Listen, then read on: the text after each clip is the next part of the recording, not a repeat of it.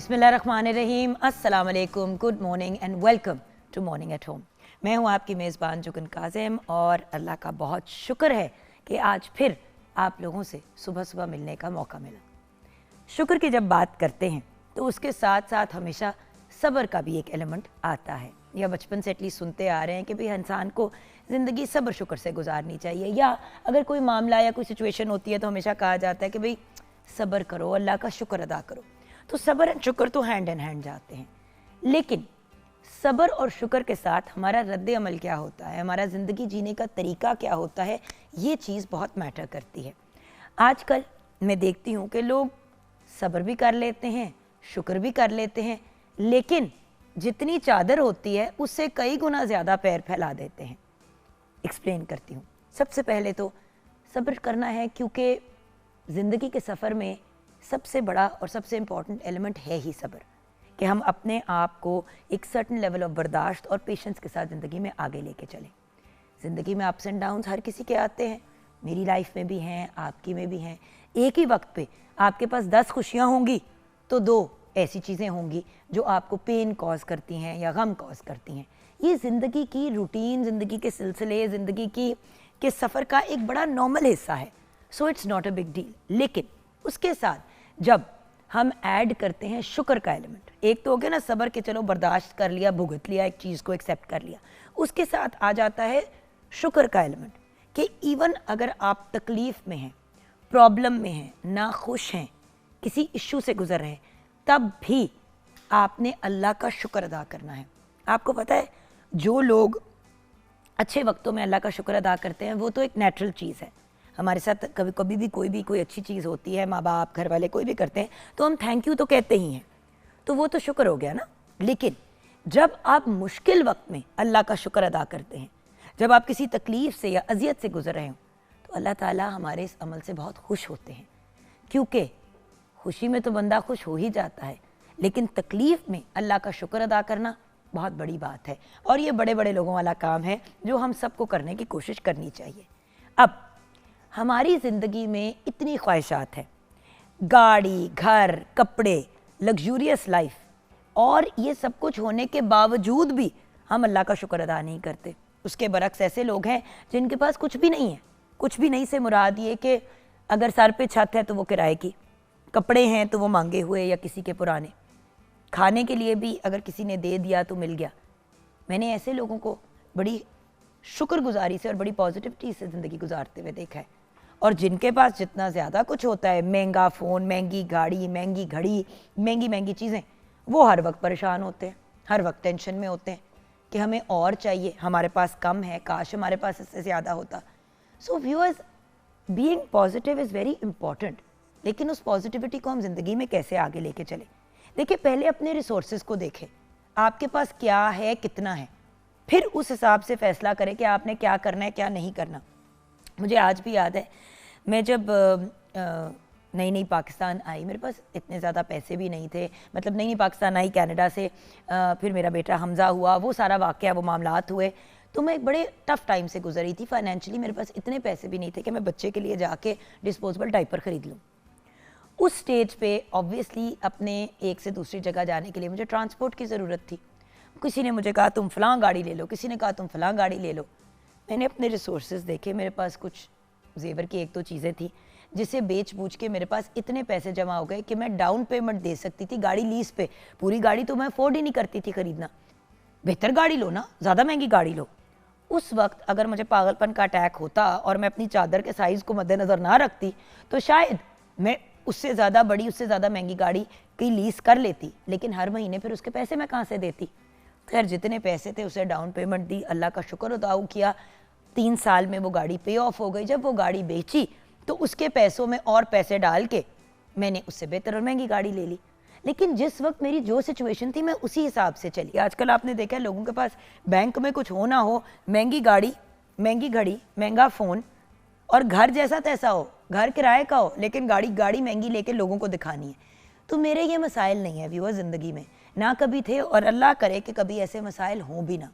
क्योंकि व्यूअर्स, इंसान जब ज़्यादा के टो में लगता है ना, तो फिर कोई भी अमाउंट इंसान के लिए काफ़ी नहीं होता। हमने अपने आप को अपने हिसाब से, अपने हालात के हिसाब से लेके चलना है। अब मेरे 3 बच्चे हैं बायोलॉजिकल, 2 मेरे स्टेप किड्स हैं, 5 माशाल्लाह मेरे बच्चे हैं। मैं उन बच्चों के फ्यूचर को, उनके फाइनेंसेस को, उनकी तालीम को, उनके कल को शादियां, हज़ार रख रखाव के मामलात होते हैं वो देखूं, या मैं इस चीज़ को देखूं कि मैंने अपना टैका दिखाना है तो मैं महंगा से महंगा जेवर लूँ, महंगी से महंगी चीज़ें लूँ। वाई, क्या ज़रूरत है, किसको दिखाना है? और जिन लोगों को दिखाना है, क्या उन लोगों ने डिसाइड करना है कि मेरा एंड क्या होगा? अपनी कब्र में मैंने अपनी लोगों की दुआएं और अपने अमाल लेके जाना है, उससे ज़्यादा तो कुछ नहीं लेके जा सकती। अगर मैं करोड़ों की, अरबों की गाड़ी भी अगर ले लेती हूँ, सोने की, गोल्ड की गाड़ी ले लेती हूँ जिसमें डायमंड जड़े हुए हैं, वो गाड़ी यहीं पे रह जाएगी, ये चीज़ें यहीं पे रह जाएंगी।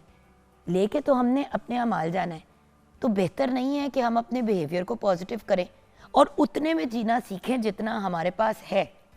व्यूअर्स, मैं तो ये भी नहीं कहूँगी कि जितना है उसमें जीना सीखें, जितना है उसमें से 10 या 15% सेविंग निकाल के, चाहे थोड़ा सा पेट काट के आगे बढ़े, कि अगर कोई मुश्किल वक्त आए, टफ टाइम हो, तो इंसान मैनेज तो कर सके।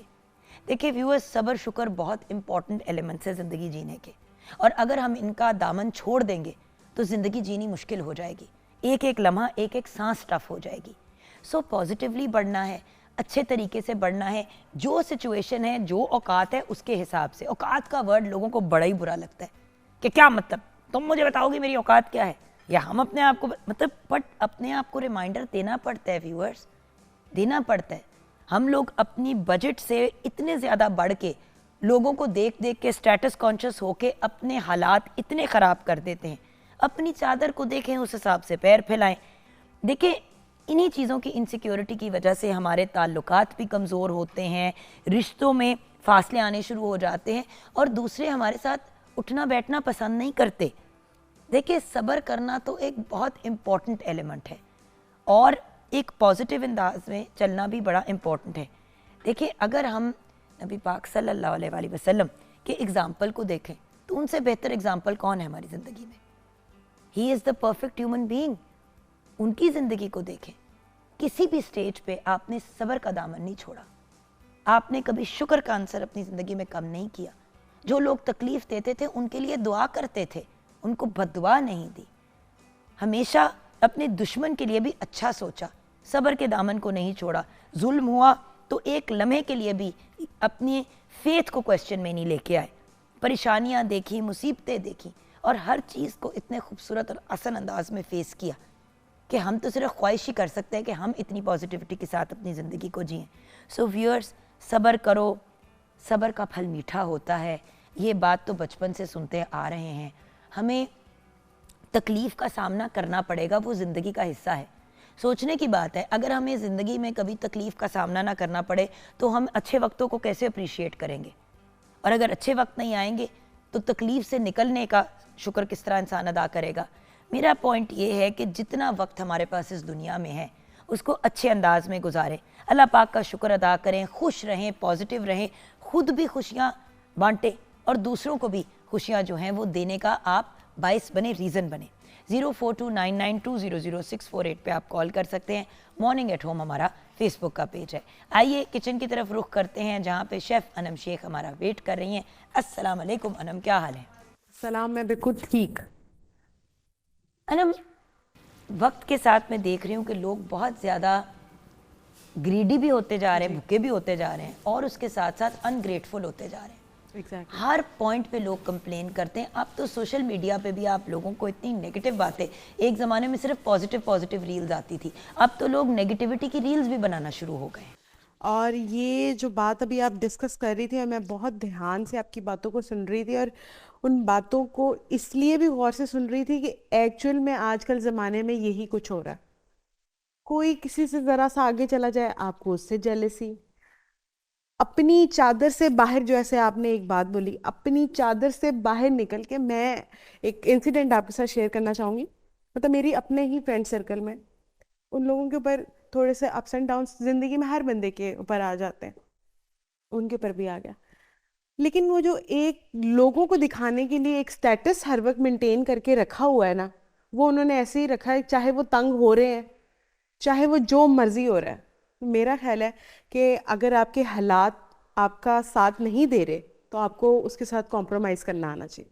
मेरी मामा ने तो हम दोनों बहनों को यही सिखाया है शुरू से। बात ये कि अच्छा बुरा वक्त बताते बिल्कुल नहीं आप, तो we just need to be as positive as possible exactly और अपने हिसाब से अपनी चीजों को मैनेज करना चाहिए। बिल्कुल। अच्छा, किचन में आज हम क्या बना रहे हैं? किचन में आज हम बनाने जा रहे हैं Arabian rice with hot shots, और आप जो है इसके साथ एक सॉस बनाएंगे, वियतनाम सॉस। तो ये आप जब यहाँ पर आएंगी तो हम इसको कुक करेंगे।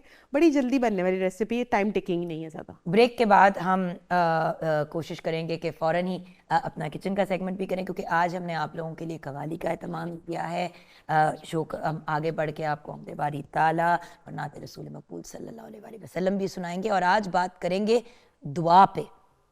दुआ का भी एक तरीका है, दुआ का भी एक अंदाज है। सो ब्रेक के बाद मुलाकात होगी, आप हमारे साथ रहिएगा।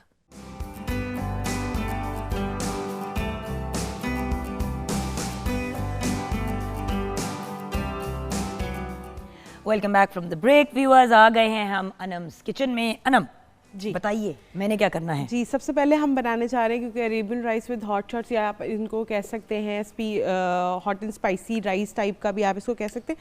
सबसे पहले वियतनाम सॉस रेडी करेंगे। उसके लिए पानी तकरीबन 1 से 1.5 कप के करीब है, इसको बॉईल कर लेना है। इसके अंदर हम जिंजर गार्लिक पेस्ट ऐड कर देंगे। जी, सारा ऐड कर देंगे। और अच्छा, साथ पानी में? जी, पानी में। बेसिकली हम एक सॉस रेडी करने जा रहे हैं, जो कि आप इसको प्रिजर्व भी कर सकते हैं और आप इसको जो है तकरीबन 1 मंथ के लिए जो है अपने फ्रिज में स्टोर भी कर सकते हैं। इसमें ये विनेगर जाएगा और साथ में हम इसके अंदर ऐड करेंगे 1/2 कप के करीब शुगर, और साथ में इसमें जाएगी ये केचप। तकरीबन ये 4 टेबलस्पून के करीब है, क्योंकि मैं क्वांटिटी थोड़ी ज़्यादा बना रही हूँ। आप अपने हिसाब से जो है कम ज़्यादा कर सकते हैं। अगर आप 1 कप के हिसाब से बनाएंगे तो आप उसके अंदर सिर्फ 2 टेबलस्पून केचप के ऐड करेंगे।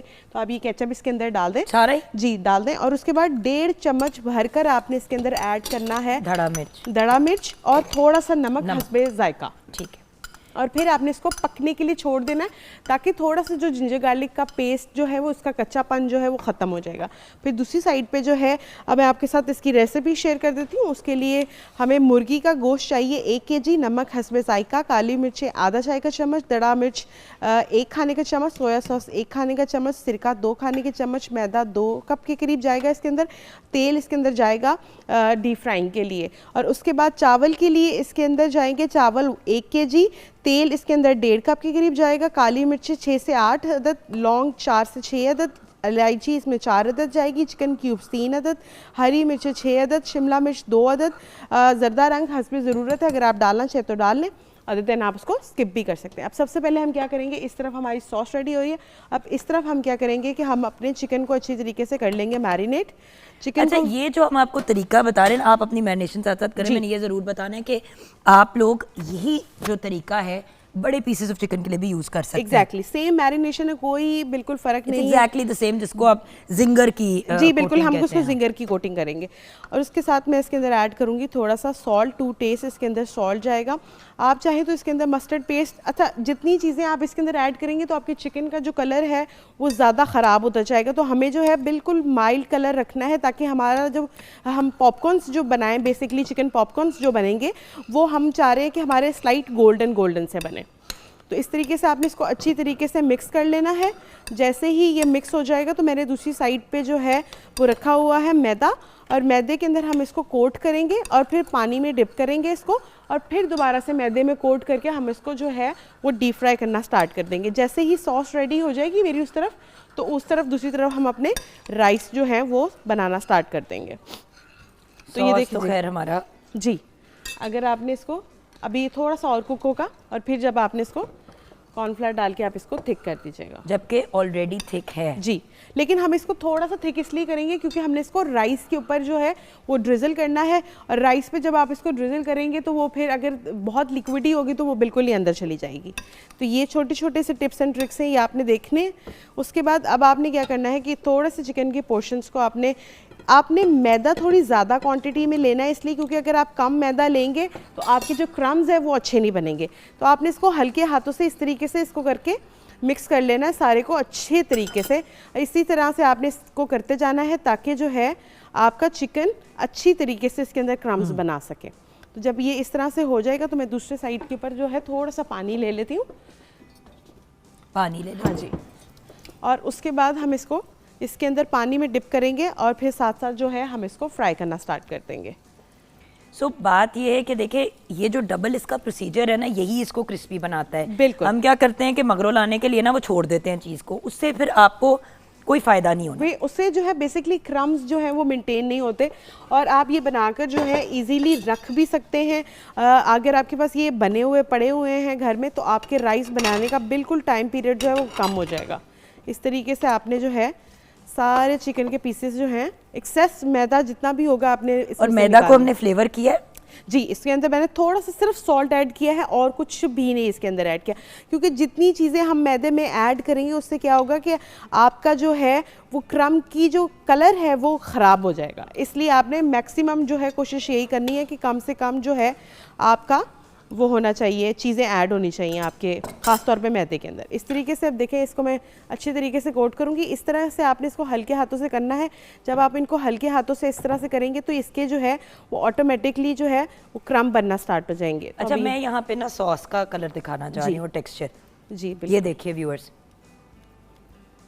ये अब आप देख रहे हैं कि इसका बड़ा ही अच्छा सा टेक्सचर भी। अब ये देखो ना अनम जी बिल्कुल। अब यहाँ पे जो है ऑयल जो है देख लेते हैं कि उसका अगर इसको टेम्परेचर अब मैं, हो गया अगर है, आप कहते हैं कि कहती है तो मैं अब थोड़ा इसमें सा और डलेगा इसके अंदर कॉर्नफ्लावर। डालूं ना? अभी हाँ जी, मैंने डालें। डाला नहीं। जी जी डाले डाले। ये आपका जो है वो कॉर्नफ्लावर का मिक्सचर में चला गया और आपका सॉस बेसिकली हो गया रेडी। बिल्कुल। और ये देखें कितने अच्छे से जो है हमारे चिकन के ऊपर जो है वो क्रम्स आ गए हैं। इसी तरह के से बेसिकली हमें क्रम्स रखने, और ऑयल का टेम्परेचर जो है मीडियम टू लो होना चाहिए। आपने अगर तेज़ करेंगे तो जो है ऊपर वाली कोटिंग वो फ़ौरन जल जाएगी, बट आपका अंदर से जो चिकन है वो बिल्कुल रॉ रहेगा। तो मीडियम टू लो हीट होनी चाहिए, और उस हिसाब से जो है आपने इसकी कुकिंग करना स्टार्ट करनी ये है। हो गया जी। बस अब इसमें एक बॉयल आ जाएगा तो आप इसको हटा दें, और फिर वो जो पीछे पैन मैंने रखा हुआ इतना बड़ा देज का? जी, इसी में हम डायरेक्टली राइस बनाएंगे अपने। 1 kg राइस है हमारे, उसके लिए हमने तकरीबन 1.5 कप के करीब जो है हमने इसके अंदर ऐड किया हुआ है ऑयल। और अब जैसे ही वो निकालेंगे तो हम इसके अंदर ये स्पाइसेस जो हैं वो ऐड करेंगे, और ऐड करने के बाद उसको थोड़ी देर कुक करेंगे ताकि अच्छे से जो है उसका फ्लेवर ऑयल के अंदर आ जाए। और साथ ही फिर हम उसके अंदर चिकन क्यूब्स डाल देंगे, चिकन क्यूब्स जाएंगी उसके अंदर, और थोड़ा सा पानी ऐड कर देंगे ताकि जो है आपके जो चिकन क्यूब है वो मेल्ट हो ये जाए। मैं सॉस जो है किसी और पैन में डालूं या इसी में रहने दें? अभी इसी में रहने दें। इसी में रहने जी। देती हूँ। ठीक है, ये हमारा सॉस आ गया साइड पे, ठीक हो गया जी। यहाँ पे हमने अपनी देचकी रख दी फॉर, आप सबसे पहले इसमें ये लौंग, काली मिर्चें और छोटी इलायची डालेंगी। ये लौंग, काली मिर्चें छोटी और इलायची। छोटी इलायची को जरा 2 मिनट ज़रा गर्म हो जाए। इसको हमने बेसिकली कड़कड़ाना है, राइट? बस लिटरली आपके सामने खड़े खड़े हम ये चीज़ें तैयार करेंगे। और ये एक और इसकी चीज़ बड़ी ज़बरदस्त ये है। ऑलरेडी देखें, जी। ये वही वाली लुक है जो आती है। आप बेशक इसमें डाल के निकाल दें, ठीक। ताकि मैं फिर यहाँ पे हम ऑयल को हीट करें। ये चीज़ें साइमल्टेनियसली बड़ी आराम से हो जाती हैं। बिल्कुल। होता ये है कि हमारा कॉन्फिडेंस लेवल ना अपने अंदर ज़रा लो होता है। और जब आपके पास आपका पूरा मेजन प्लेस होगा तो आपको ज़्यादा चीज़ें जो हैं वो टाइम टेकिंग नहीं होती। ये है कि अगर आप चीज़ें एक वहाँ से पकड़ने जाएंगे, एक वहाँ से पकड़ने जाएंगे, तो उसमें बहुत ज़्यादा जो है हमेशा टाइम इशू इन्वेस्ट आता हो है, जाता है। हमेशा इशू आता है। सो अगर हम सेंसिबल अंदाज में चलें तो it just makes life easier. अब आपने जैसे कि हॉट शॉट्स फ्राई हो रहे हैं, हम साथ साथ यहाँ पे अपनी बाकी चीज़ें तैयार कर रहे हैं, तो इतनी देर में हम यहाँ पे अपना सेटअप लगा देते हैं कि फ्राइड जब हमने निकालना है उसको अंदर, तो हमें मसला ना हो। बिल्कुल। अच्छा, ऑयल अगेन अखबार का इस्तेमाल ना किया करें, it is very very dangerous. अखबार के अंदर जो केमिकल्स होते हैं वो इंसान को बहुत बुरी तरह मेडिकली मुतासिर कर सकते हैं। So we have to be smart. बिल्कुल। अच्छा, एक चीज़, एक टिप मैं यहाँ पे ऐड ज़रूर करना चाहूँगी कि जब आपने अपने ये चिकन इसके अंदर ऐड करना है तो आपने कोशिश ये करनी है कि राइट अवे, ध्यान से राइट अवे आपने जो है वो बिल्कुल भी आपने इसको चम्मच नहीं हिलाना, क्योंकि अगर आप फ़ौरन इसको चम्मच हिला देंगे तो उसका इसके क्रम जितने उतर जाएगा क्रम सारा। बने होंगे वो सारे के सारे इसके क्रम ख़राब हो जाएंगे। तो ये छोटी छोटी सी चीज़ें आपने देखनी, और हम इनको बिल्कुल, क्योंकि ये चिकन की चंक्स हैं छोटे छोटे, ज़्यादा हम इसको कुक नहीं करेंगे। बस जैसे ही लाइट गोल्डन अच्छा, ब्राउन आप होंगे, मीट कौन सा, आप थाई का यूज़ करते हो? थाई का यूज़ कर लें। बिल्कुल। और उससे क्या होगा कि उससे बड़े ही जूसी बनेंगे। यहाँ लेकिन क्या उसका- करना है हमने? अभी ये थोड़ा सा इसको हल्का सा और पक जाएगा तो मैं इसके अंदर जो है आपने चिकन क्यूब्स डाल देनी है सारी, और थोड़ा सा हम इसके अंदर ऐड कर देंगे पानी, यही 1 कप आपने इसके अंदर पानी ऐड कर देना है। सही। ताकि जो है बेसिकली हमें अपनी जो चिकन क्यूब्स हैं इसी के साथ डाल दूं ना? मेल्ट करना है। नहीं, पहले आप क्यूब्स डाल लीजिएगा, फिर कर दीजिएगा उसको इसके अंदर। आप बेशक डाल दें, मेल्ट सा हो जाए ना। हाँ जी, ठीक है, बस। अच्छा, इस टाइम पीरियड में मैं इसके अंदर थोड़ा सा बिल्कुल लाइक ½ टीस्पून के करीब हम इसके अंदर डालेंगे गरम मसाला पाउडर। उससे जो है राइस में बहुत अच्छा सा जो है वो फ्लेवर आता है। अब आप बेशक इसके अंदर पानी डाल लें और इसको मेल्ट कर लें अच्छी तरह। जैसे ही ये मेल्ट हो जाएगी तो हम ये सोक्ड राइस है जिसको मैंने 20 मिनट सो करके रखा हुआ था, वो आप इसके अंदर डाल देंगे, और साथ में हम सॉल्ट डाल देंगे इसके अंदर, क्योंकि क्यूब और नमक उसी हिसाब से डालेंगे हम जिस हिसाब से, मतलब अब देखें ना, आपने ऑलरेडी चिकन क्यूब्स डाले हैं। चिकन क्यूब्स का अपना एक फ्लेवर होता है, बट इनको बेसिकली डिसॉल्व नहीं करेंगे तो वो बिल्कुल वो कहीं कहीं आपको बहुत ज़्यादा फ्लेवर महसूस होगा उसका। बिल्कुल। तो अब मैं इसके अंदर थोड़ा सा सॉल्ट ऐड कर लेती हूँ, फिर बाद में हम देख लेंगे कि हमें और की ज़रूरत अगर होगी तो हम डाल देंगे इसके अंदर, क्योंकि चिकन क्यूब्स के साथ जो है कम्प्लीटली जो है वो सॉल्ट का नहीं लेवल पूरा होता, लेकिन फिर भी आपने बहुत ध्यान से जो है इसके अंदर ऐड करना है, ओवरडू नहीं करना। जी, ओवरडू नहीं करना। अब ये देखें जी, ये हो गया है, हमें ये ही बेसिकली रिक्वायर्ड कलर चाहिए। थोड़ा सा और कर लेते हैं, चले हल्का सा और कर लेते कर लें। उसके बाद मैं ये फ्राई करने के लिए डाल दूंगी। अब ये अगर मेल्ट हो गई तो फिर आप ये राइस जो है इसके अंदर ऐड कर दीजिएगा। अब देखिए ना, खुद अपने हाथ से जब व्यूअर्स बंदा चीज़ बनाता है ना, तो उसका इम्पैक्ट बहुत फ़र्क होता है। हम लोग घबराते हैं चीज़ें करने से, बल्कि अगर हम खुद करें इस तरह की चीज़ें, हाँ जी, तो it will make life much easy. और जुगन अभी मैं एक चीज़ बताना चाहूँगी कि ये वो रेसिपी है जो एक वेल नोन रेस्टोरेंट से मिलती है और एक्सपेंसिव मिलती है। उसी कॉस्ट के अंदर थोड़े से पैसे और डालकर आप तकरीबन 8 से 10 लोग, क्योंकि 1 kg के हिसाब से बन रही है और 1 kg ही हमारा चिकन है, तो उस हिसाब से ये काफ़ी लोग खा सकते हैं। तकरीबन 8 से 9 लोग जो हैं ये ईजीली खा सकते हैं। अच्छा, अब ये इसके अंदर साथ ही हम ऐड कर देंगे ये कैप्सिकम, और थोड़ा सा पानी हम इसके अंदर और ऐड करेंगे ताकि जो है हमारे राइस अच्छे तरीके से जो है वो कुक हो जाए। अच्छा, मैं उस दिन किसी के घर गई तो उन्होंने यही बनाया हुआ था, लेकिन पता नहीं क्यों उनको लगा कि कैप्सिकम जो है वो हरी मिर्च है। लो जी, जो बेड़ा ना गरक हो गया हम सबका चावल खाते हुए। इतना स्पाइसी, आप सोचे कि जिस तरह इतनी ही उन्होंने वो डाली हुई थी, मतलब इसी मिकदार की उन्होंने हरी मिर्चें डाली हुई। अच्छा, हम इसके अंदर हरी मिर्चें भी ऐड करेंगे, बट हम सिर्फ 2 से 3 हरी मिर्चें ऐड करेंगे। वो एक फर्क चीज़ होती है जान।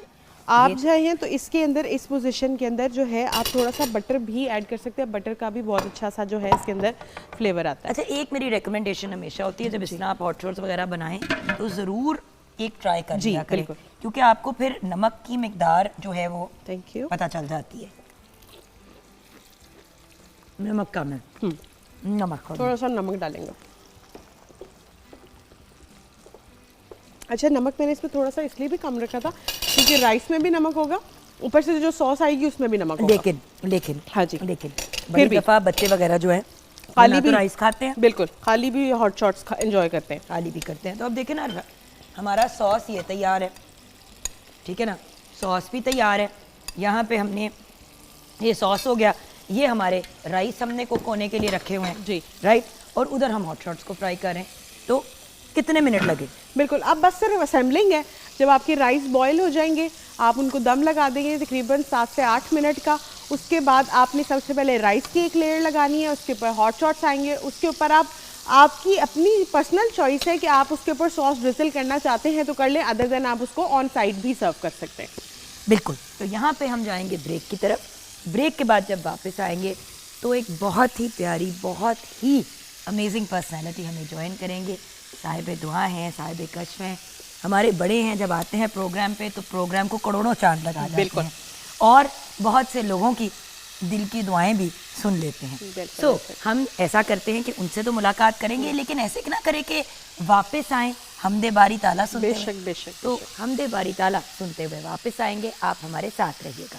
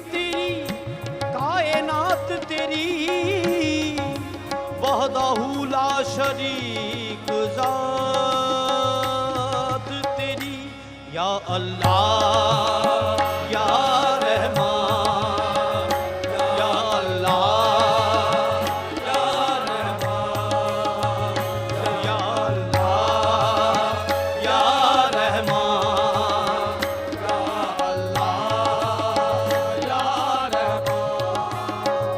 कौनैन का मस्जूद है माबूद है तू, हर शय तेरी शाहिद है कि मशहूद है तू, हर एक के लब पर है तेरी हम्दो सना, हर सोज में हर साज में मौजूद है तू या अल्लाह या रहमान या अल्लाह या रहमान।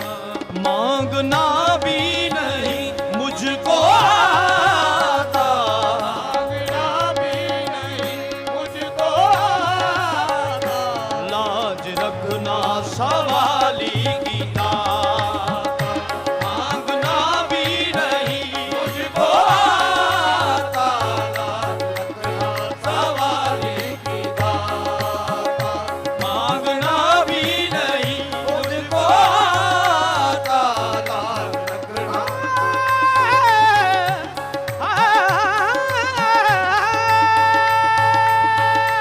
मांगना भी नहीं मुझको आता, लाज रखना सवाली की ना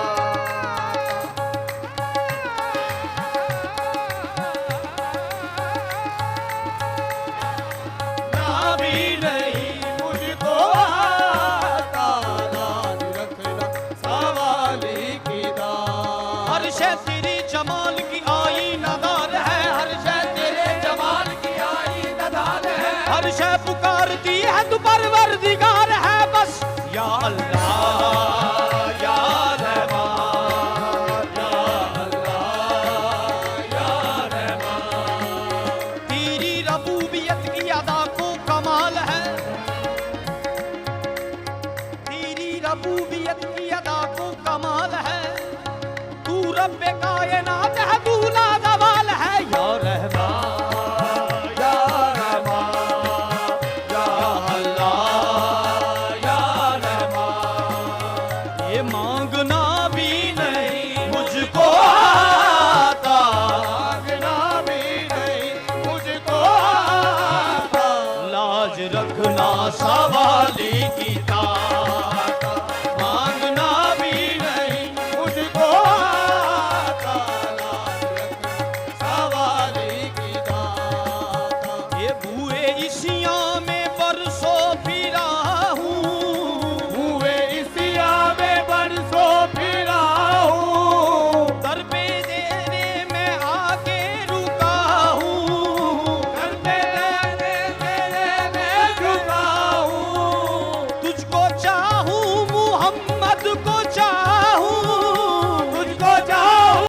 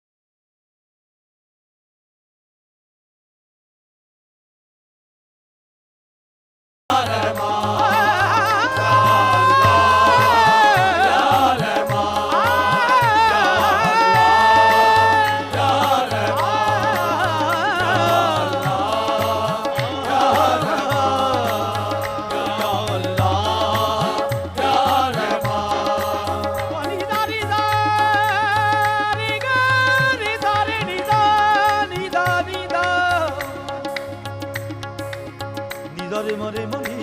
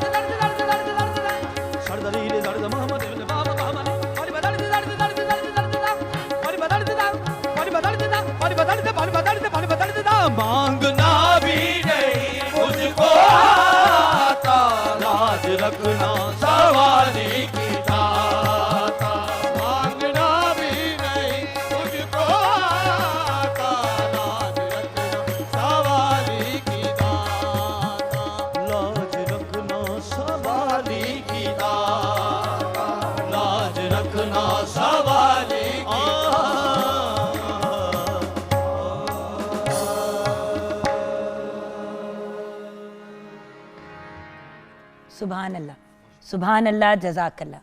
व्यूअर्स, बहुत ही खूबसूरत आवाज़ बख्तियार अली संतू खान कवाल की और उनके साथ उनके साथी। अस्सलाम वालेकुम बख्तियार बेटा, क्या हाल है? वालेकुम सलाम। बेटा इसलिए कहती हूँ व्यूअर्स क्योंकि मेरे सामने ही इन्होंने अपने करियर का आगाज़ किया।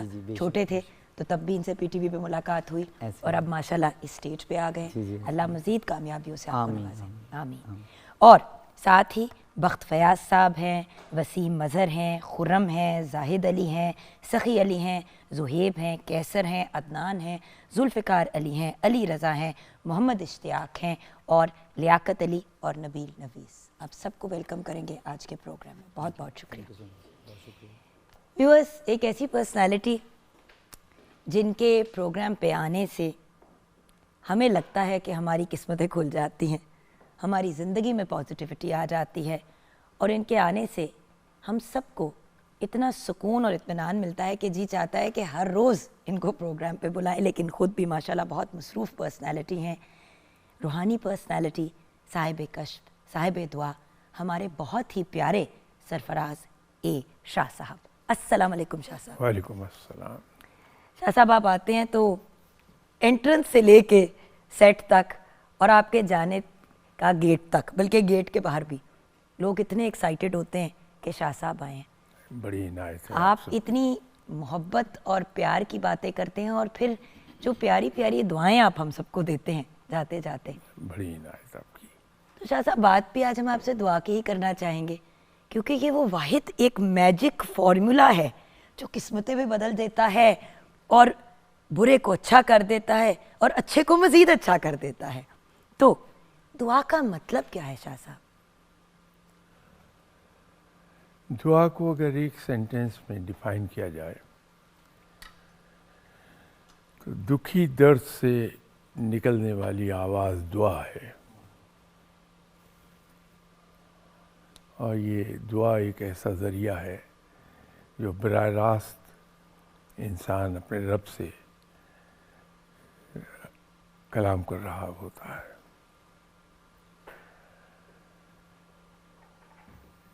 दुआ के बारे में जैसे हम सबको पता है कि दुआ ऐसी चीज़ है जो तकदीर भी बदल देती है। इस पर बहुत मगरिब में बड़ी रिसर्च की कि ये दुआ काम कैसे करती है। तो बिला आखिर वो लोग जिस नतीजे पे पहुँचे, ये बात करने से मतलब ये नहीं कि मैं उसको एंडोर्स कर रहा हूँ, मैं सिर्फ एक बात ये बता रहा हूँ कि दुआ उन लोगों के नज़दीक भी एक ऐसा हथियार है जो बेबस आदमी इस्तेमाल करता और सुरखरू हो जाता है। तो मगरिब ने इस पे जब तहकीक की तो वो एक साइंटिफिक नतीजे पे पहुँचे कि जब हम किसी बात को बार बार अपनी ज़ुबान से निकालते हैं तो हमारे इर्द गिर्द मौजूद मैटर वो शक्ल इख्तियार करने लगता है। मैनिफेस्टेशन, जिसको अंग्रेजी में आजकल सब कह रहे हैं। तो हो ये जाता है कि जब चीज़ें उस तरह से शेप लेती हैं तो हम कहते हैं कि दुआ कबूल हो गई। ये साइंटिफिक तौजी उन लोगों की है जो या तो रब को मानते ही नहीं या रब ताला से फासले पर रहते हैं, लेकिन दुआ के वो भी कायल हैं। बिल्कुल, चाहे किसी रंग में कहें तो दुआ हम सबकी ज़िंदगियां बदलती है, इसमें शक नहीं कोई। लेकिन शाह साहब, अगर हम वेस्ट की ही बात करें तो जिस मैनिफेस्टेशन की वो बात करते हैं उसको मैनिफेस्ट तो हमारा रब ही करता है। वेस्ट में रहने वालों की अक्सरियत अहले किताब है जी। वो चाहे तौरात को माने या बाइबल को माने, लेकिन फॉलो वो किताब को करते हैं। लेकिन ये जो मैनिफेस्टेशन की बात की, उन लोगों को देखिए जो रब के वजूद से माज़अल्लाह इनकारी हैं, वो भी इस बात को मानते हैं। जो एथियस्ट हैं वो किससे दुआ करते हैं? जब फरियाद करते हैं तो किससे करते हैं? अल्लाह ताला ने सबसे ज़्यादा कंडेम अगर किसी चीज़ को किया तो शिर्क है। बिल्कुल। हिंदू अपने हाथ से बुत बनाता है और अच्छी तरह जानता है कि पत्थर को मैंने तराशा है, उसको भगवान की शक्ल दे के वो रखता है। हाथ जोड़ रहा होता है उस खुद तराशीदा बुत के सामने, लेकिन सुनता रब है उसकी दुआ, बेशक पूरी भी रब करता है। बेशक। तो रब तो ऐसा मेहरबान है कि शिरक करने वालों को भी नवाजता, उनको भी पाल रहा है। तो मैं अल्लाह ताला को आमतौर पर रब इसलिए कहता हूँ कि रब के लफ्ज़ में एक एहसान शनासी का जज्बा है कि जब कोई बंदा उसको रब कहता है तो इनडायरेक्टली तस्लीम कर रहा है, या डीप डाउन कहीं इनसाइड तस्लीम कर रहा है कि मेरा पालने वाला है, और उसका एहसानमंद होता है बंदा। इसलिए ये लफ्ज़ मुझे बड़ा पसंद है। साहब, दुआ को हमेशा लोग नमाज से कनेक्ट करते हैं कि नमाज के बाद जब आप दुआ करें या दुआ करनी है तो जाओ नमाज पढ़ो या 2 नफल पढ़ लो। क्या दुआ का कोई ये 5 वक्त नमाज का ही टाइम है या तहज्जुद का टाइम, मतलब दुआ का टाइम क्या है? देखिए जिस तरह दवा का वक्त होता है तो दुआ से बड़ी दुआ तो कोई भी नहीं है, तो दुआ का क्या टाइम है? देखिए वो चूँकि इबादत का मग़ज़ दुआ है तो हमने उसे महदूद कर दिया नमाज के बाद दुआ को, वरना रब तो हर वक्त मौजूद है। आप चलते फिरते उससे दुआ मांगिए। जो इसमें लाजमी जुज़्व है दुआ का, चाहे हम सोते वक्त दुआ मांग लें, जागते वक्त मांग लें, चलते फिरते काम करते हुए दुआ मांगें, लेकिन वो लाजमी जुज़्व उसके अंदर अगर हम शामिल कर लें, और वो है यकसुई, कि इंसान का दिल, दिमाग और ज़ुबान यकसू हो के अल्लाह के हुज़ूर दुआ मांग रहे हों। इसीलिए आमतौर पर यह मशहूर है कि दुखी दिल से निकली हुई दुआ फ़ौरन कबूल हो जाती है। उसकी वजह यह है कि जब इंसान दुखी होता है तो उसको चारों तरफ कोई नज़र नहीं आता कि किसके कंधे पे वो सर रख के रोले, तो उसको सिर्फ रब नज़र आता है।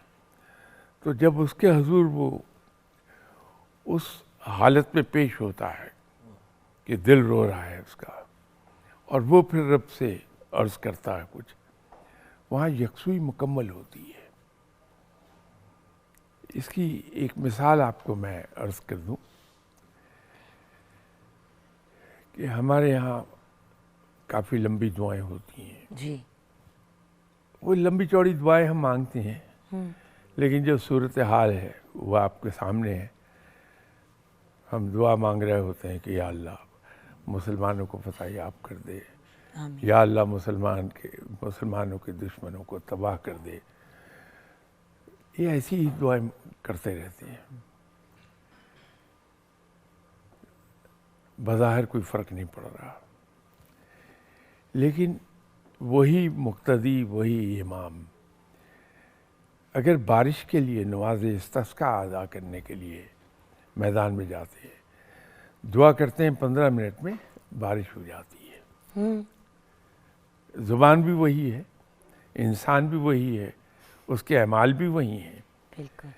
लेकिन एक दुआ इतनी जल्दी पूरी होती है। उसकी वजह यह है कि वो यकसू होकर दुआ मांग रहे हैं, एक पर्टिकुलर पर्पस के लिए उन्होंने दुआ मांगी है, इज्तिमाई दुआ, उनका दिल उसमें शामिल है। तो जब हम इस कैफियत में दुआ मांगते हैं कि हमारा दिल दुआ मांग रहा होता है, हम टेप रिकॉर्डर की तरह रटी रटाई दुआएं नहीं कर रहे, बल्कि यकसू होके ख़ास मकसद के लिए, तो दुआ बड़ी जल्दी कबूल होती है। क्योंकि शाह साहब हमारे यहाँ किसी के बच्चे को लिटरली चौथा स्टेज था कैंसर का, डॉक्टर्स ने जवाब दे दिया था। उनकी अम्मी ने आयत करीमा की वो एक ख़त्म का किया और सबको इंक्लूड किया और कहा कि मुझे भी मैसेज किया, उन्होंने कहा जुगन 10 दफ़ा पढ़ दो सिर्फ। तो मैंने कहा मैं पढ़ देती हूँ 10 दफ़ा, लेकिन मैं कोशिश करूँगी ज़्यादा वटेवर। तो उन्होंने कहा देखो मैं चाहती हूँ ज़्यादा से ज़्यादा लोग मिल के दुआ करें मेरे बच्चे के लिए। डॉक्टर साहब के पास जब उसको ले के गए 6 महीने के बाद, उसकी ट्रीटमेंट तो बच्चे की चल रही थी, लेकिन डॉक्टर ने कहा था हम कुछ नहीं कह सकते। आप सोचे शाह साहब, वो बच्चा सेहतयाब है, वो अब बाहर अमेरिका में पढ़ रहा है, वो क्लियर हो चुका है। और ये कोई 10-12 साल पुरानी बात है और हमें लगा कि बेचारी माँ है वो कर रही है, लेकिन आंखों से देखा है, ये कानों से सुना है। आपको ऐसे बेशुमार वाक़यात मिल जाएंगे। आप ये देखिए, एक मशहूर वाक़या बाबर और हुमायूं का, जी, किस तरह से उसकी दुआ कबूल हुई। इसलिए कि वो बाप था, शहंशाह ज़रूर था, लेकिन उसके साथ साथ एक बाप भी था। तो बेटे के लिए जब दुआ उसने की है तो रब ताला ने कबूल कर ली दुआ, हुमायूं सेहतयाब हो गया था। दुआ का असल जस्ट वही है कि उसमें अखलास कितना है। सही। और ये जो रूहानी इल्म है उसके बारे में मैं एक अर्ज़ किया करता हूँ कि जिस तरह बेहतर फसल लेने के लिए हम ज़मीन में जितना गहरा हल चलाते हैं और फिर उसमें बीज डालते हैं, फसल उतनी ही अच्छी होती है। बिल्कुल बिल्कुल। दिल पे जो चरके लगते हैं, ज़ख्मी होता है दिल, वो बिल्कुल ऐसे ही है जैसे ज़मीन में हल चलाया। तो जितना गहरा दुख है अंदर, उतनी ही शिद्दत के साथ इंसान रब की तरफ रजू कर जाता है और वो रजू किया हुआ फल ले आता है। दुआ में भी यही फार्मूला है। क्या बात है कि जिस दर्द के साथ आदमी दुआ मांगता है। आपकी इजाज़त से ब्रेक की तरफ हम बढ़ेंगे, लेकिन ब्रेक से जब वापस आएंगे तो नाते रसूल मकबूल सल्लल्लाहु अलैहि वसल्लम सुनते हुए आएंगे। और जहन में 2 मेजर सवाल मेरे आ रहे हैं। एक तो ये कि क्या दुआ जो है वो अल्फाज के पॉइंट ऑफ व्यू से लिमिटेड है, या कि ये दिल की सदा भी हो सकती है कि आप वर्ड्स ना बोलें, सोचे भी ना वर्ड्स, लेकिन एक तरह से जिस तरह एक आह होती है। एक तो ये बात, और दूसरी बात, अगर अपनी दुआ ना कबूल हो रही हो तो किससे दुआ करवानी चाहिए? ब्रेक के बाद।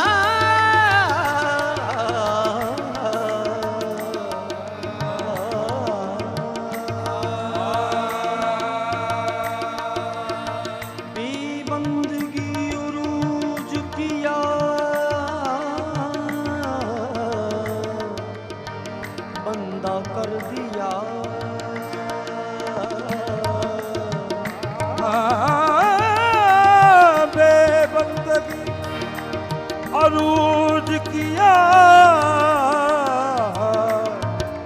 बंदा कर दिया।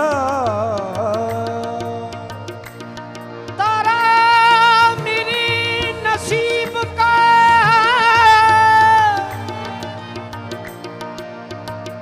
तारा मेरी नसीब का ताबिंदा कर दिया। इतनी बड़ी हुजूर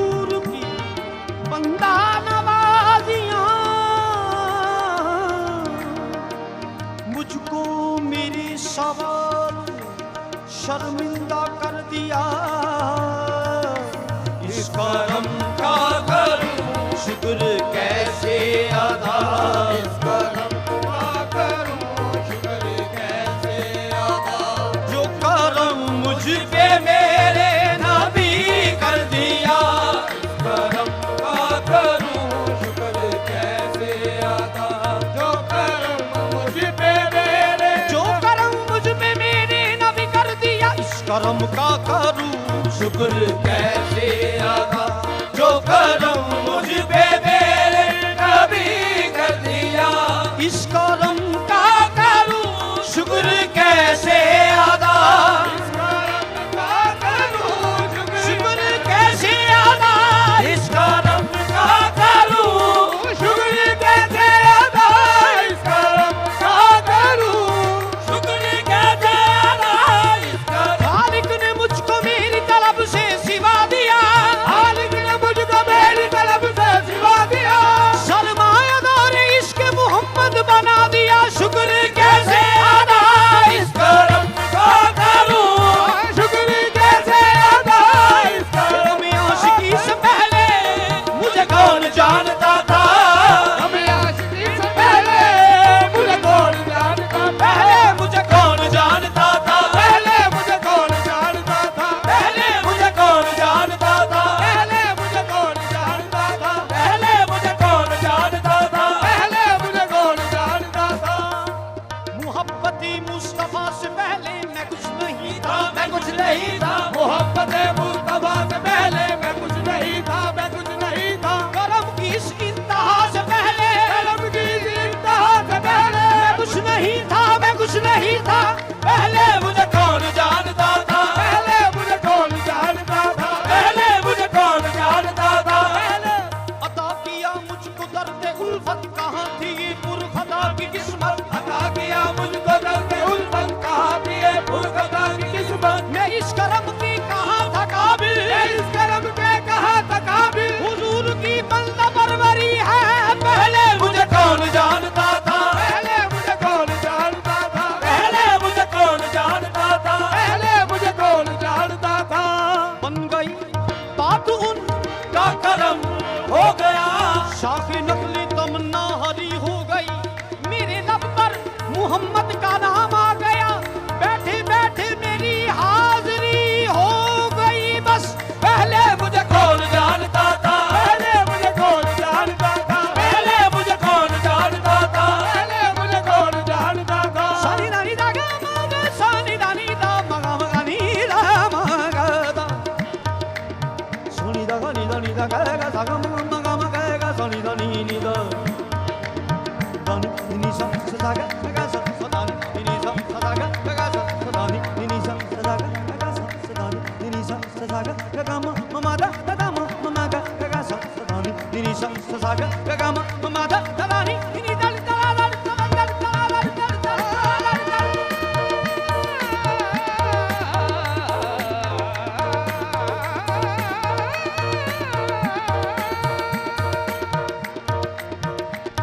सोनी दा गा नी दा नी दा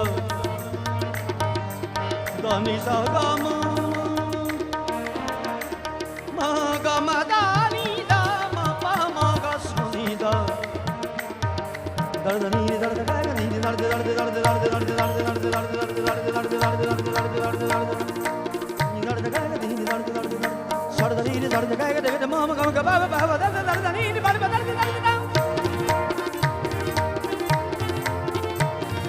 सरदानी दर्द गा गा दे मा मा गा बा बा बा दर्द दर्द नी दर्द दर्द दर्द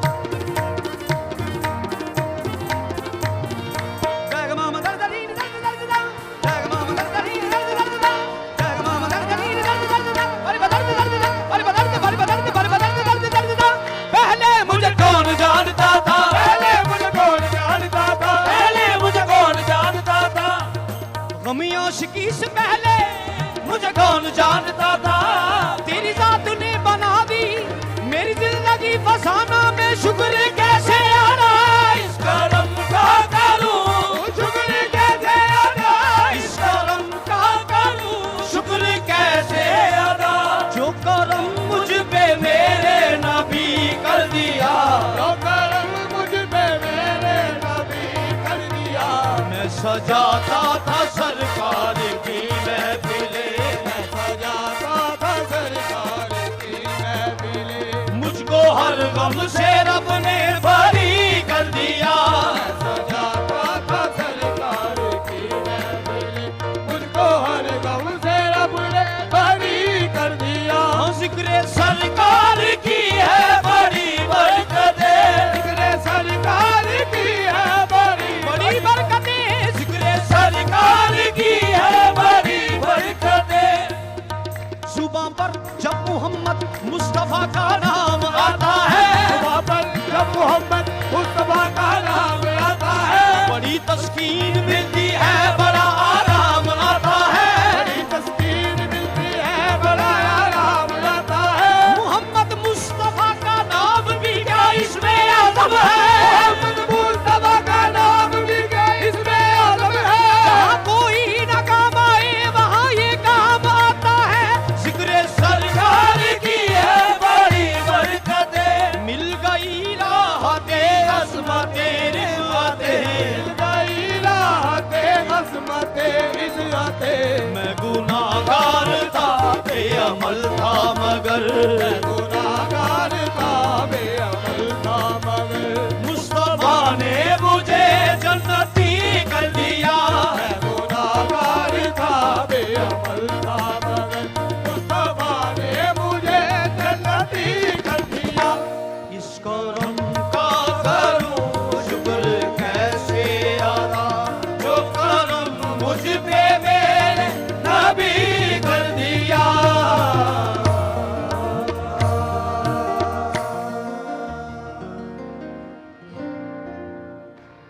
सुभान अल्लाह, सुभान अल्लाह, जज़ाकल्लाह। बहुत बहुत खूबसूरत। व्यूअर्स, जैसे कि आप जानते हैं, बख्तियार अली संतू खान कवाल और उनकी पूरी टीम हमारे साथ है। और एज़ यू नो व्यूअर्स, हमारे लिए बहुत बड़े ऑनर की बात है कि एक बहुत ही प्यारी रूहानी पर्सनालिटी, साहिब कश्फ, साहिब दुआ, सरफराज ए शाह साहब हमारे साथ हैं। शाह साहब, हम दुआ की बात कर रहे थे, तो जिस सवाल, दो सवालों के साथ छोड़ा, उधर से ही स्टार्ट करूँगी कि क्या दुआ दिल की सदा है या ये अल्फाज की मोहताज है। आपने कुछ हद तक तो उसको टच किया अर्लियर, बट मैं क्लियर करना चाहूँगी क्योंकि लंबी लंबी, जैसे कि आपने भी कहा कि दुआएं होती हैं जो दी भी जाती हैं कि ये दुआ करो, ऐसे करो या ये पढ़ लो, कभी कभी पूरी पूरी बुकलेट्स आपको मिलती हैं। तो बहुत से लोग इतने नॉलेजेबल भी नहीं होते, पढ़े लिखे भी नहीं होते। रब से मांगने के लिए जो मैं समझता हूँ, और ज़रूरी नहीं कि वो सही भी हो, उस पर मान ज़रूरी है कि वो मेरा रब है, और रब भी वो जिसकी कुदरत बेहद हिसाब है, बेशक, और वो बेहद हिसाब लिमिट तक मेहरबान है। जब इस मान के साथ आदमी अल्लाह के हुजूर मुंह खोलता है, तो मैं ये समझता हूँ कि वहाँ अल्फाज की कीमत नहीं रह जाती, वो उस जज्बे की कीमत है जो उसकी यहाँ दिल में उस वक्त। रब हर चीज़ को जानता है, अज़ल से अबद तक की तमाम चीज़ों से वाकिफ़ है, हमारे दिल में क्या है वो ये भी जानता है। तो अब हम इस मान के साथ मांगते हैं, तो वहाँ ना तो ये रह जाता है कि किस लैंग्वेज में हमने उससे मांगा, ना ये रह जाता है कि अल्फाज क्या है। टूटे फूटे अल्फाज में अल्लाह के हुजूर दरख्वास्त कर रहा है एक बंदा, लेकिन दिल में उसके बहुत अखलास है, मान है। साहब, आपकी अपनी आंखों देखा कानों सुना एक इंसिडेंट है, वो प्लीज़ शेयर करें। वो बड़ा ही खूबसूरत वाक़या है, जब आपने एक बार शेयर किया था कि एक शख्स दुआ मांग रहा था, ज़रा मुख्तलिफ अंदाज में, मुख्तलिफ ही कहूँगी, और नहीं, वो ऐसी बहुत सी चीज़ें सामने आती हैं इंसान के। वो जिस किस्से को आप रेफ़र कर रही हैं, अगर मैं सही समझा हूँ, तो एक साइंटिस्ट थे हमारे हाँ जी, हाँ उनका इंतकाल हो चुका, अब तो अल्लाह उन्हें गरी के रहमत फरमाए। आमीन आमीन। बड़े भले आदमी थे और उनकी शख्सियत के सबसे मजबूत पहलू ये था कि बड़े जेनरस थे वो। तो एक बार वो उम्रे पे चले गए, वापस आए, तो मैं उनसे पूछ रहा था कि कहिए डॉक्टर साहब कैसा रहा आपका उम्रा। तो कहने लगी कि बहुत मज़ा आया, बड़ा खूबसूरत तजर्बा था। लेकिन जिस दिन मैं वापस आ रहा था तो मैं खाना काबा में गया, तो जो ही मैं अंदर बाब फ़ास से दाखिल हुआ तो बरामदे में जो कबर्ड एरिया है खाना काबा का, वहाँ एक शख्स एक सतून से लिपटा हुआ था और उसने बोस्की का लंबा कुर्ता पहना हुआ था और रंगीन बॉर्डर वाली धोती। तो वो लिपटा हुआ बड़ी बाआवाज़ बुलंद पंजाबी में कह रहा था कि ओ रब्बा, मैंने तेरे घर दा दस्तूर नहीं पता, पर मैनू अपना पता है। मैं एक छोटे जिहा पिंड दा चौधरी है, तो मेरे घर कोई दुश्मनी चल के आ जाए तो मैं माफ़ कर देना। तू मेरे नाल की सलूक करेगा मैंने नहीं पता। सदके, सो स्वीट। तो वो डॉक्टर साहब मुझसे कहने लगे कि सर, इससे तबीयत बड़ी बेजार हुई, क्या गुस्ताख था वो। तो मैंने कहा गुस्ताख नहीं था, वो असल में रब के साथ उसका गहरा रिश्ता इतना था, आका और ग़ुलाम का, आका और बंदे का, कि वो उसी में डूबा हुआ था और उस जज्बे में डूब के वो रब से कह रहा था। तो गुमान गालिब ये है कि वो उसी वक्त बख्शा गया। बात जज्बे की है सारी, कि आप रब के साथ अपना ताल्लुक़ क्या जोड़े हुए हैं। अगर एक शख्स ने, अल्लाह ने उसे तौफीक बख्शी और रब के साथ रिश्ता उसका बहुत पुख्ता हो गया कि रब ताला उसका मालिक है और वो उसका बंदा है, तो जब उसने बंदगी इख्तियार कर ली तो वो फिर रब के हजूर जब भी दरख्वास्त करता है तो इस मान के साथ करता है कि मैं अपने मालिक से मांग रहा हूँ और मुझे पालने की जिम्मेदारी मेरे रब की है, और वो पालता है और बड़े खूबसूरत अंदाज में पालता है। बेशक। तो उससे जो मांगो अता करता है। तो वैसे भी रब ताला का अपना फरमान है कि मुझसे अच्छे गुमान रखो, मैं अच्छा ही करूँगा। बेशक।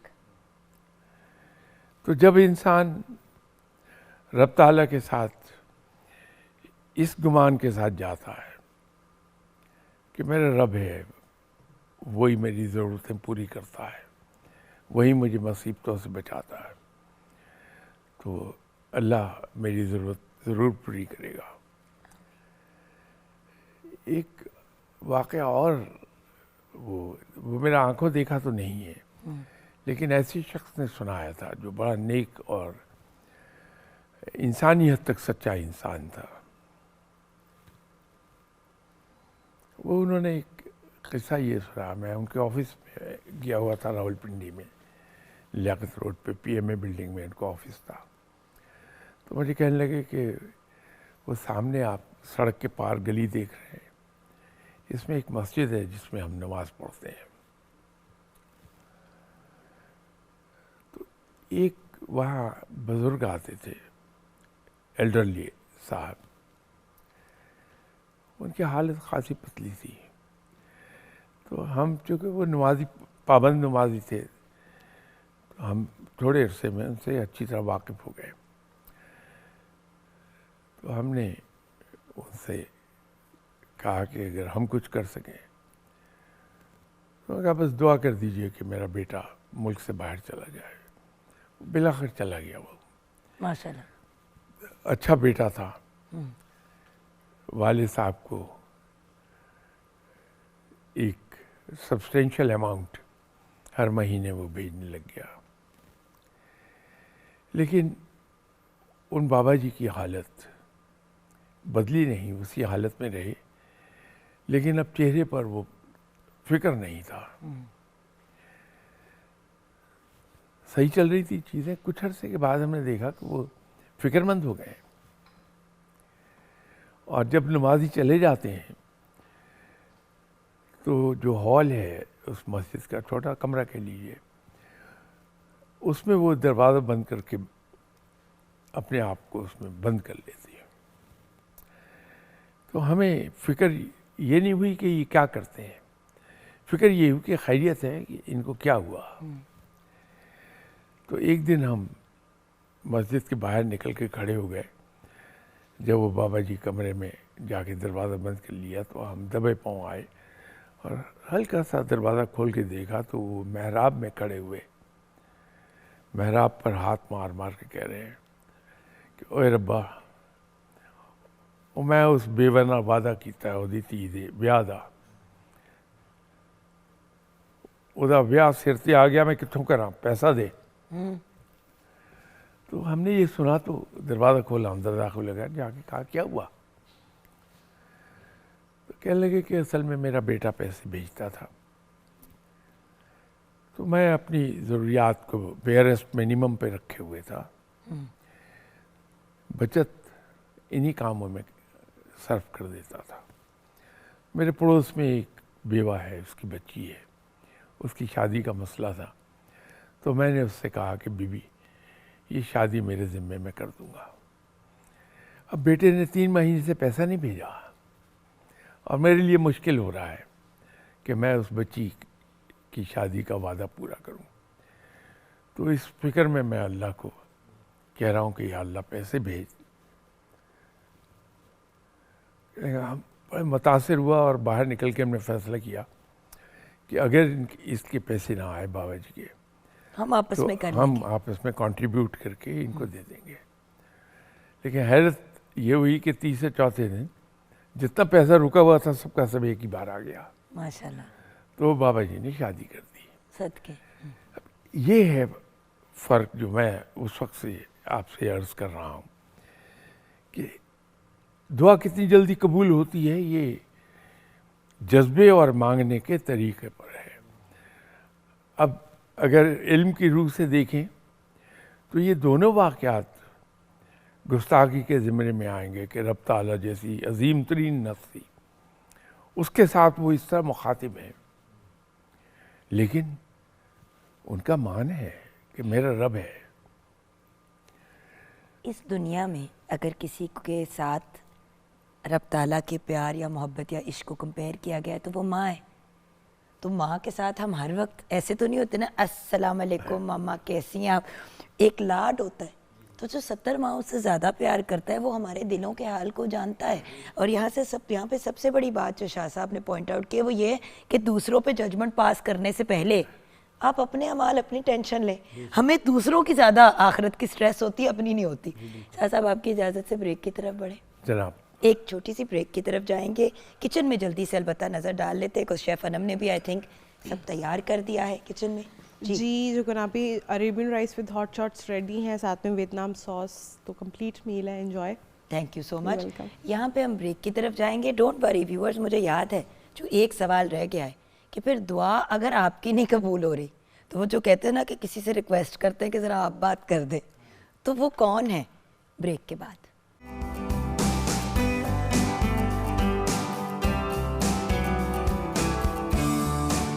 Welcome back from the break viewers. गुफ्तगू कुछ ऐसी है कि इसको रैप अप करने का ना तो दिल चाह रहा है, और सवाल से सवाल, सवाल से सवाल, और जवाबों और जो जवाब शाह साहब दे रहे हैं उसमें से भी 1000 और सवाल जहन में आ रहे हैं, लेकिन जो मोस्ट इम्पॉर्टेंट हैं उनको कवर करने की कोशिश करेंगे। सरफराज ए शाह साहब हमारे साथ हैं, बहुत ही प्यारी, बहुत ही मीठी, बहुत ही रूहानी पर्सनालिटी, साहिब कश्फ, साहिब दुआ। शाह साहब, दुआ किससे करवानी चाहिए? अब ये बड़ा टेक्निकल इसलिए सवाल है हमारे लिए क्योंकि लोग मुख्तलिफ लोगों के पास भी जाते हैं दुआ कराने के लिए। कुछ लोग ऐसे भी होते हैं जो एक्चुअली जब दुआ करते हैं उनकी दुआ कबूल हो जाती है। जैसे कि शाह साहब, जब भी मैं आपके पास आई हूँ आपने मेरे लिए जब दुआ की है मेरी फंसी हुई चीज़ें हो गई। देखिए ये तो देखिए जो मानने वाली बात है वो मानने वाली बात है, लेकिन कोई ऐसे लोग हैं हमारे इर्द गिर्द जो हमारी दुआएं कबूल करने में हमारी हेल्प कर सकते हैं?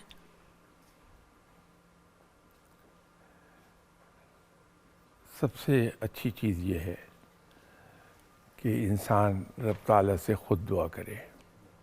सही।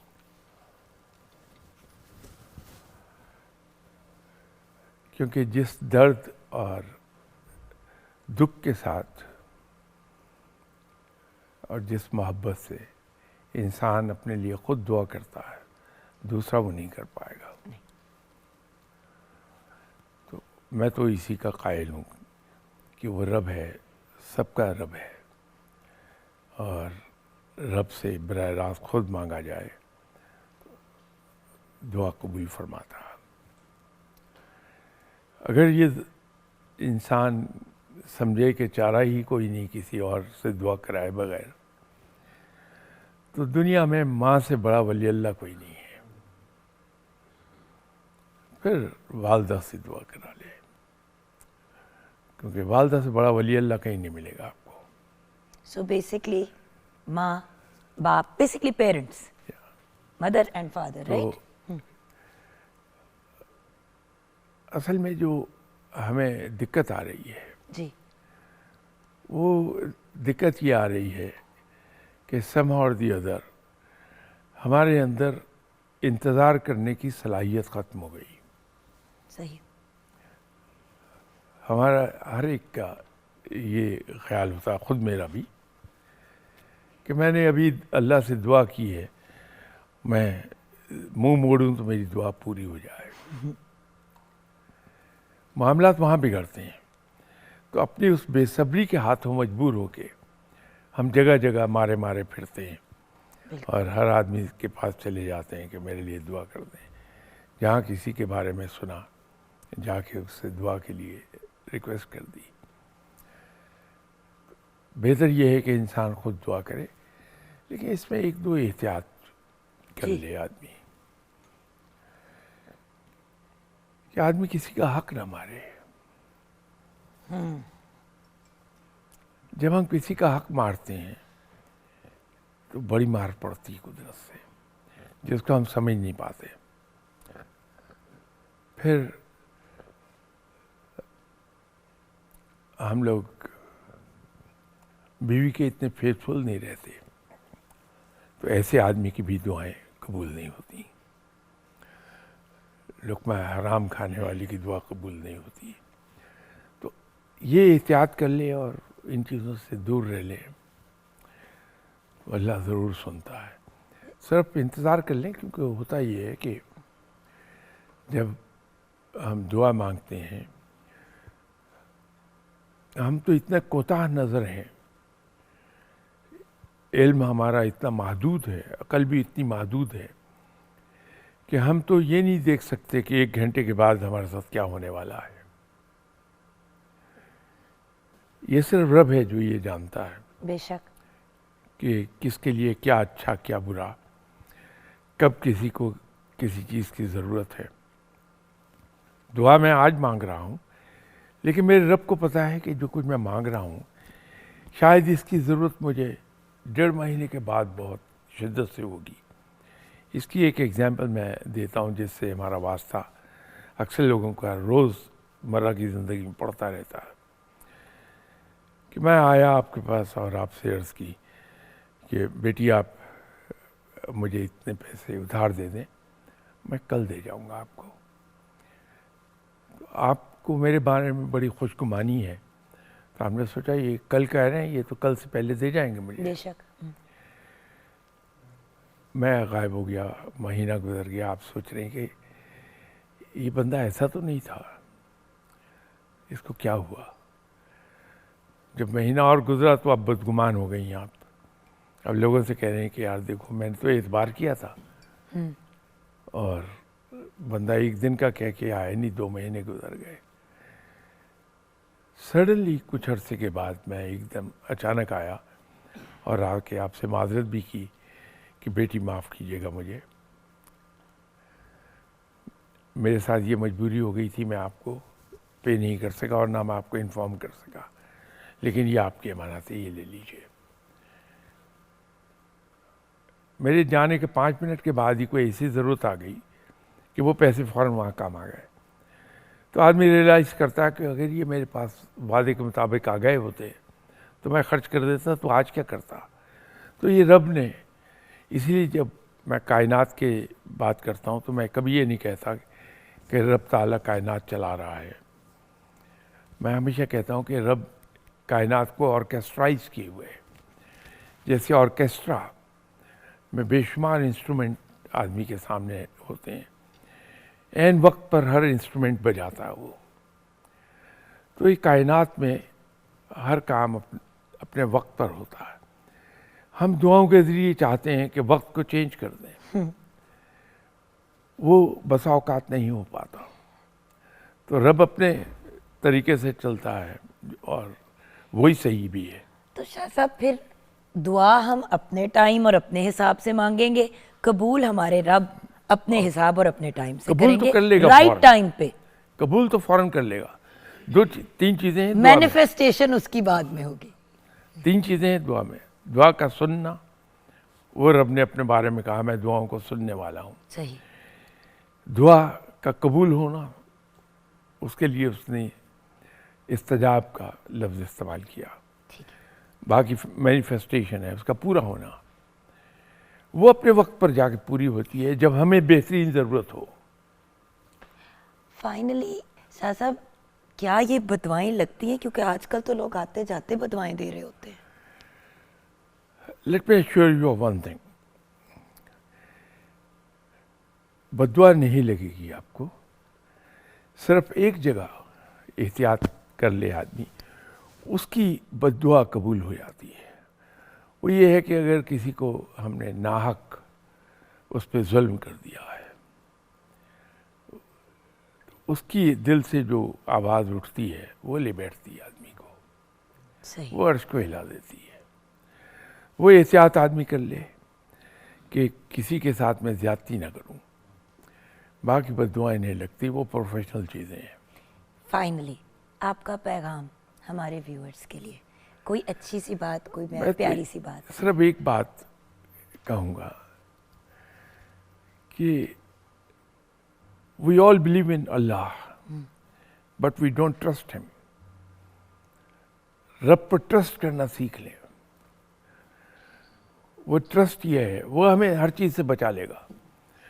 हम ये दुआओं के लिए लोगों के पास जाने से भी फारिग हो जाएंगे, हम लोगों की खुशामद करने से भी आज़ाद हो जाएंगे। वो ये है कि अल्लाह पर भरोसा कि मेरे रब मौजूद है, वो सही करेगा। जिस दिन ये ज़ुबान की बजाय दिल में भरोसा पैदा हो जाए, मसाइल हल हो जाते हैं। तो आई गेस कंक्लूजन में वही वाली बात है कि हम अल्लाह को तो मानते हैं लेकिन अल्लाह की एक नहीं मानते। बड़े फेमस शख्स ने ये बात कही थी, और बल्कि आपने मुझे पहली दफ़ा ये बात बताई थी, और ये बात सच है कि at the end of the day किसी में यकीन रखना और एक्चुअली उसको अपनी ज़िंदगी में इम्प्लीमेंट करने में बड़ा फ़र्क है। Thank you so much Shah साहब, बहुत बहुत शुक्रिया आज हमें ज्वाइन करने का। बड़ी मेहरबानी आपकी। आप ज़रूर दुआओं में याद रखिएगा। जी ज़रूर। तो यहाँ पे हम अपने शो को कंक्लूड करेंगे। जी बेटे।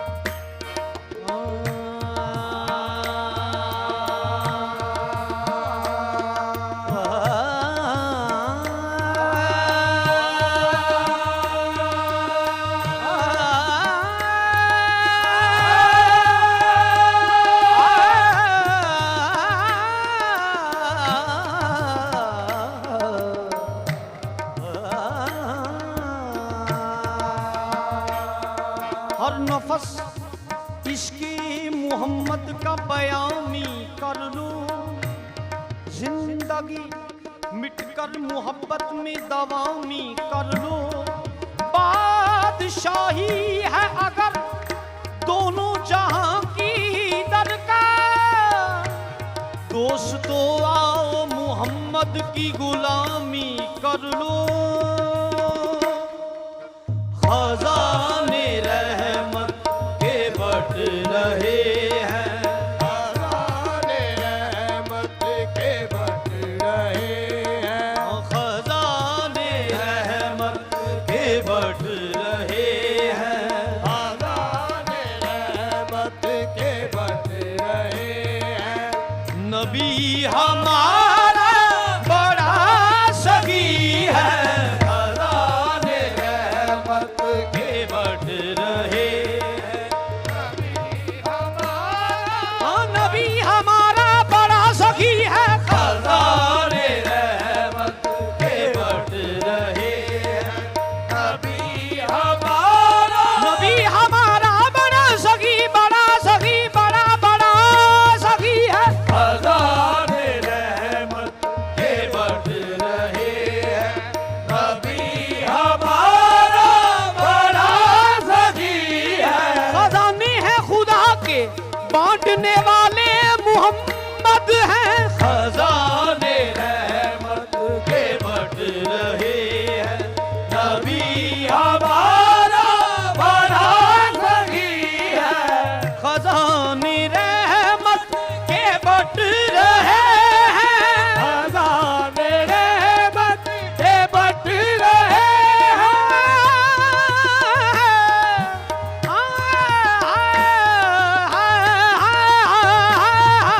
खजाने रहमत के बट रहे हैं। नबी हमारा बड़ा सखी है, नबी हमारा बड़ा सखी है, करीम की है करम नवाजी, करीम की है करम नवाजी, हमारी झोली भरी हुई है, करीम की है करम नवाजी, हमारी झोली भरी हुई है, करीम की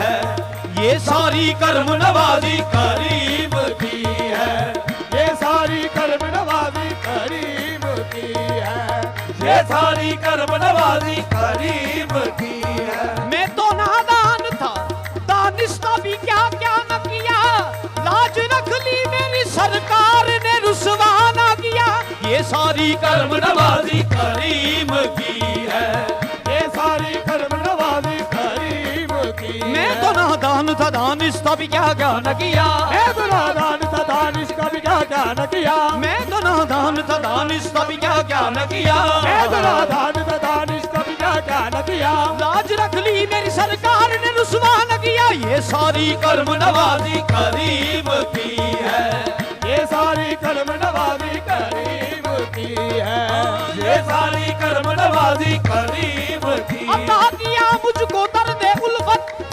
कहाँ थी ये पुरखता की किस्मत, मैं इस करम के कहाँ था काबिल, हुजूर की बंदा परवरी है, ये सारी कर्म नवाजी करीम की है, ये सारी कर्म नवाजी करीम की है, ये सारी कर्म नवाजी करीम की है, करीम की है करम नवाजी, हमारी झोली भरी हुई है, करीम की है करम नवाजी, हमारी झोली भरी हुई है।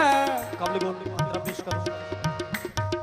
मोहब्बतों का असीर अच्छा, मोहब्बतों का असीर अच्छा, मोहब्बतों का असीर अच्छा,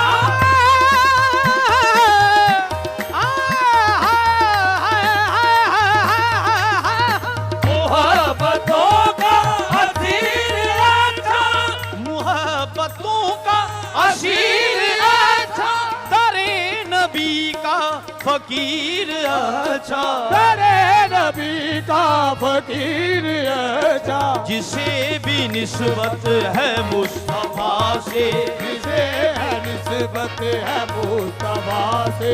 बड़ा मुकद्दर का वो धनी है जिसे भी निस्बत है मुस्तफा से। धनी है जिसे भी निस्बत है मुस्तफा से। बड़ा मुकद्दर का वो धनी है जिसे भी निस्बत है मुस्तफा से। बड़ा मुकद्दर का वो धनी है। खजानी रहमत के बढ़ रहे